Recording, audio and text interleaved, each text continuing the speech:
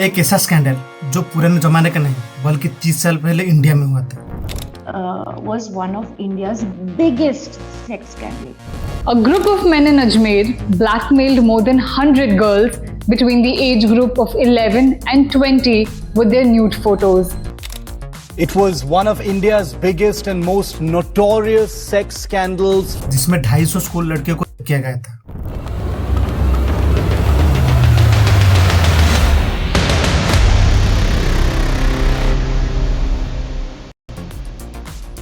अजमेर राजस्थान के एक शांत और सुकून भरा शहर है और 1992 में एक ऐसा सेक्स स्कैंडल सामने आया जो इंडिया के इतिहास की सबसे बड़ा और डरावना सेक्स स्कैंडल था। आखिर कैसे एक बड़े दरबार से जुड़े बहुत सारे पावरफुल लोग इस सेक्स स्कैंडल का हिस्सा थे और कैसे उन्होंने मासूम लड़कियों की जिंदगी तबाह कर दी।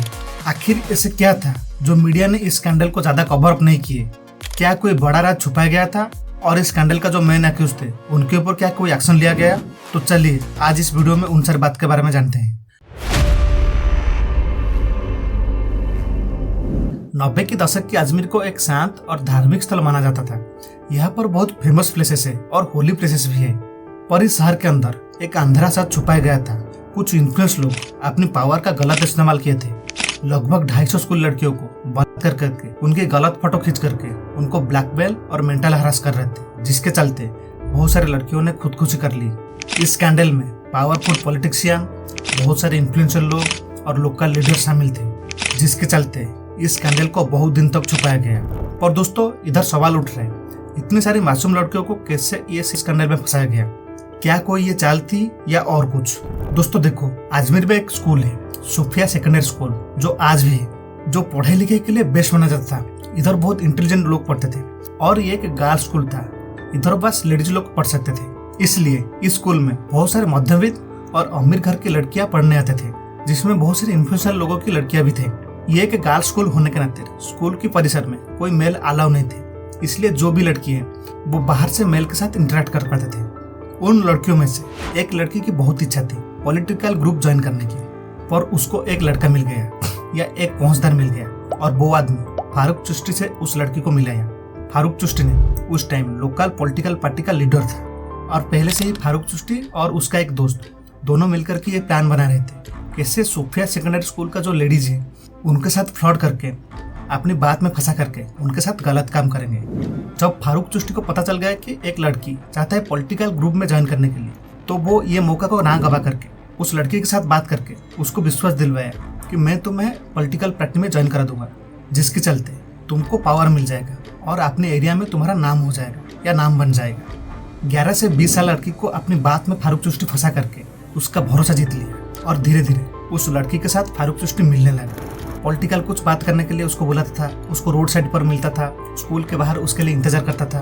फारूक चिश्ती ऐसे करते करते उसके शैतान प्लान में वो लड़की को फंसा रहा था। एक दिन के बाद वो लड़की स्कूल जा रहा था, तो फारूक चिश्ती और उसके एक दोस्त एक कार में बैठ करके उसको लिफ्ट देने के लिए अप्रोच किए और उस लड़की को बोले लिफ्ट के साथ तुम कैसे पॉलिटिकल ग्रुप में ज्वाइन कर पाओगे, उसके बारे में डिस्कस कर लेंगे। कार में फारूक चिश्ती को देख करके वो लड़की का थोड़ा यकीन बढ़ जाता है और वो लड़की आकर के कार में बैठ जाता है।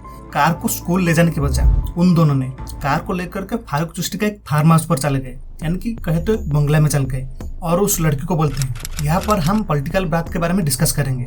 और दोस्तों वो लड़की ये दोनों को विरोध करता है और यहाँ तक शायद सारे बात खत्म हो चुका था। शायद ये लड़की के लिए एक अंधेरा फ्यूचर अभी से शुरू होने वाला था। उन दोनों ने मिलकर के लड़की को सेक्सुअली असल्ट किए और ब्रूटल तरीके से उसका इज्जत लूटी और उन दोनों ने उस लड़की का गलत फोटो खींच लिया और वो लड़की को फोर्स किए, अगर तुम तुम्हारे किसी भी दोस्त को हमारे पास लेके आ जाओगे तो हम तुम्हारे फोटो को किसी को नहीं देंगे, हम इस फोटो को डिलीट कर देंगे। लड़की अपनी इज्जत को बचाने के लिए उन दोनों पिशाच की जाल में फंस चुका था और उनकी बात वो लड़की मान लिया। लड़की ने उसके करीब दोस्त को कीमती चीज और पॉलिटिकल पार्टी में मिलाने की प्रलोभन में फारूक चिश्ती और नाफिस चिश्ती के पास ले आता है और वो लड़की को ये दोनों ने उनकी फार्म हाउस पर लेकर के उसके साथ भी ऐसे ही गलत काम करते हैं और उसकी गंदी फोटो खींच करके उसको ऐसे ही ब्लैकमेल करते हैं जैसे कि पहले लड़की को ब्लैकमेल किए थे। रिपोर्ट में ये भी था गंदी काम करने से पहले लड़कियों को जबरदस्ती ड्रॉप दिया जाता था।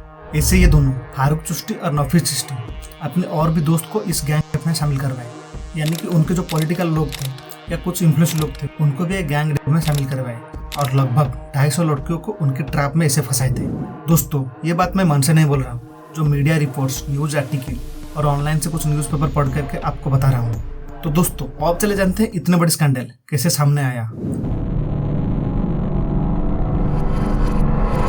दोस्तों, जब बहुत सारे लड़कियों के साथ ये गलत काम हो रहा था, तब उनमें से कुछ ने खुदकुशी कर ली, और उस टाइम एक लड़की ने साहस जता करके एक पुलिस कांस्टेबल से मदद मांगी, और वो कांस्टेबल ने उस लड़की को एक स्पेशल ब्रांच की पुलिस ऑफिसर के साथ मिलाई।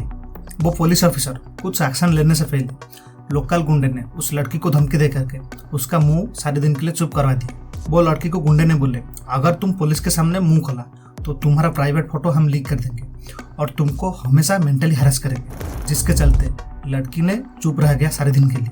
दोस्तों, ऐसे भी अगर देखा जाए, फारूक चिश्ती का फैमिली पॉलिटिकल बैकग्राउंड से बिलोंग करते हैं। अजमेर में उनका अच्छे काम के अलावा उनकी बुरा काम की वजह से वो मशहूर थे, इसलिए उनको सारे शहर के लोग डरते थे। शहर में एक ही स्कूल की क्यों इतनी सारी लड़कियां खुदकुशी कर रहे हैं, इसका रीजन जानने के लिए प्रशासन और मीडिया दोनों ही टेंशन में थे। उसी पीक टाइम पर यह स्कैंडल सामने आया, जब उन रेपिस्ट यानी कि राक्षस में से एक राक्षस ने सारे फोटो डेवलप करने के लिए एक स्टूडियो को दे दिए। क्योंकि 90 के दशक में फोन इतना डेवलप नहीं हुआ था, इसलिए इस प्रकार की रील को दिया जाता था फोटो डेवलप होने के लिए। जब सारे फोटो डेवलप हो गए, तब स्टूडियो वाले ने सारे फोटो को देख करके अचंभित हो गए, और स्टूडियो वालों ने उसके एक दोस्त को जा करके बता लिया कि कैसे इतनी सारी लड़की के साथ एक साथ में बलात्कार हो रहा है। उस स्टूडियो वाले के दोस्त ने दैनिक नवज्योति और लोकल विश्व हिंदू परिषद ग्रुप्स को फोटो दे दिए। अब यही से इस स्कैंडल का असली राज खुलने लगता है। मदन सिंह यानी कि दैनिक नवज्योति का रिपोर्टर सारे इन्फ्लुएंसर और डार्क लोग की बात जानते हुए अपनी जान को दांव में लगा करके इस स्कैंडल का एक रिपोर्ट को 21 अप्रैल 1992 को पब्लिश करते हैं अपने न्यूज़पेपर में, और ठीक 24 डेज के बाद और एक रिपोर्ट पब्लिश करते हैं जिसमें इसकी फोटो ब्लर में होता है। सेकेंड रिपोर्ट पब्लिश होने के बाद ये मामला आग पकड़ लेता है और दंगा शुरू हो जाता है। फाइनली 18 मई 1992 को अजमेर को शटडाउन किया जाता है और पुलिस 18 रेपिस्ट के नाम पर FIR लॉन्च करते हैं। बट उससे पहले दैनिक नवज्योति का रिपोर्टर मदन सिंह को अटैक किया जाता है। जब वो ड्यूटी से घर को लौट रहे थे, एक कार में कुछ लोग आकर के उनके ऊपर गोली चलाते हैं। खुशकिस्मत से वो वहां से बच जाते हैं और जाकर के हॉस्पिटल में एडमिट हो जाते हैं। बट वो ठीक होने से पहले कुछ गुंडे बदमाश हॉस्पिटल में घुस करके मदन सिंह के ऊपर गोली चला जाते हैं और मदन सिंह के वहीं पर जान चला जाता है। क्योंकि मदन सिंह ने कार में ऐसे लोग को देख लिए थे जो शायद एक बड़ा राज को खोलने वाला था। तो दोस्तों, चलिए अब जानते हैं जो रेपिस्ट थे उनके ऊपर क्या इन्वेस्टिगेशन हुआ।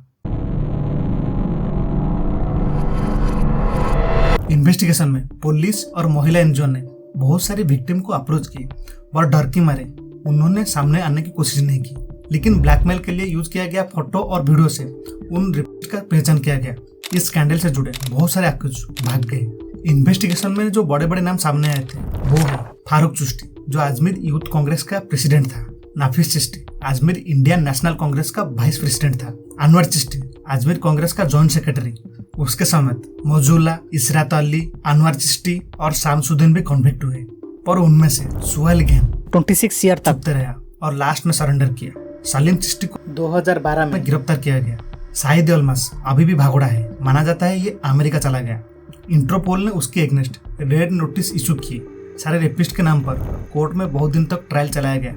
उन सारे अक्यूज के ऊपर ट्रायल चलाने से पहले एक ने खुदकुशी कर लिया और बाकी के ऊपर ट्रायल चलाया गया।